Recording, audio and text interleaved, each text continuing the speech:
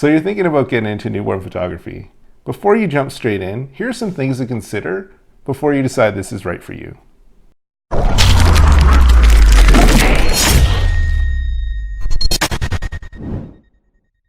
Hi CamFam, my name is Reese from My Big Camera. If you're new here, we create videos for aspiring photographers.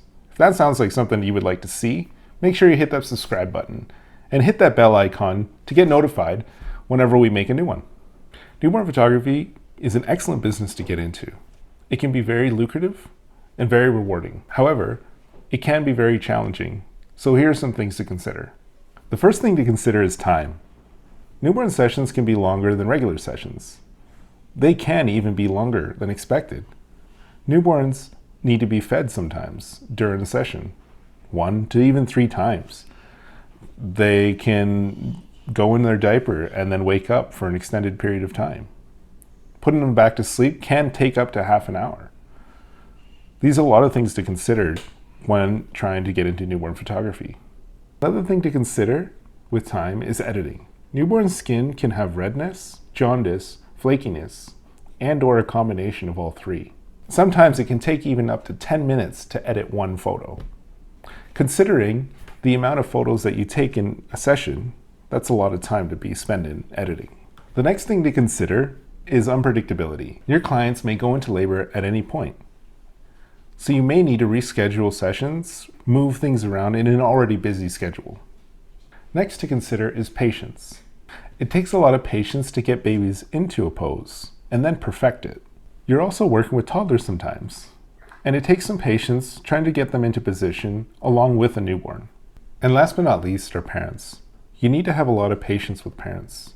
Your clients are trusting you with their newborn baby. Parents can be anxious and hover over you while you're posing their newborn. It's your job to keep them at ease and remain calm even when the session isn't going well. So the next thing to consider is the learning curve. Newborn photography has a very large learning curve.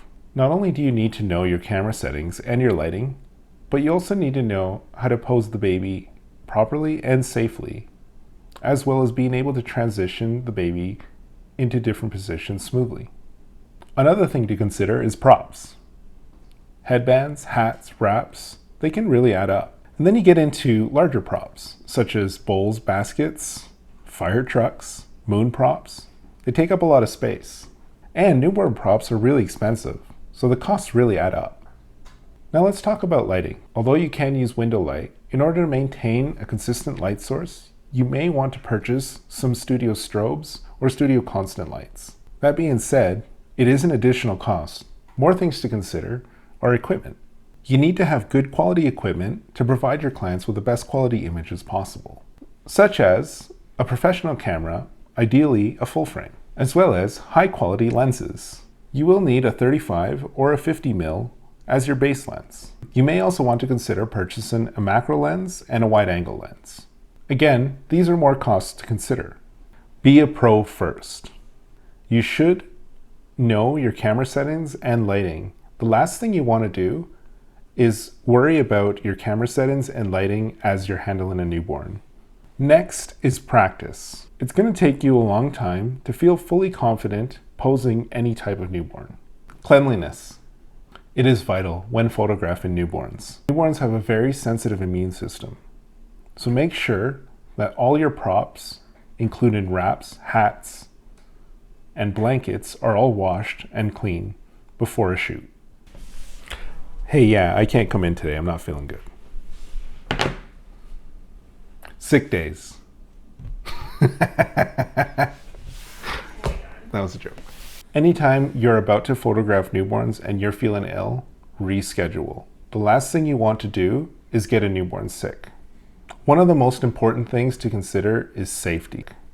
Ideally, you should have a first aid certificate, specifically for infants and young children. You should also have professional training in posing newborns to ensure that you're not putting any newborns in danger, and to be absolutely 100% safe while posing them. Babies can only be posed a certain way to ensure that their airway is always clear.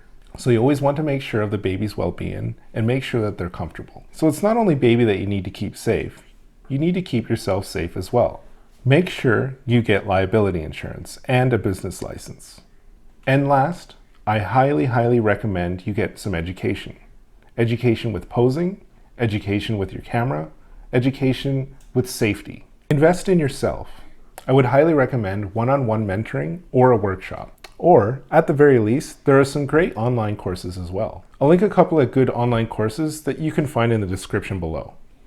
I hope you found this video helpful. If you did, please give a like and comment below. Make sure you subscribe and hit that bell icon to be notified whenever we come out with new ones. If you're interested in any of the equipment that we use, I'll leave that in the description below. And if you'd like to use our free Photoshop actions, I'll link those down below too. Thank you so much for watching, and remember, keep creating.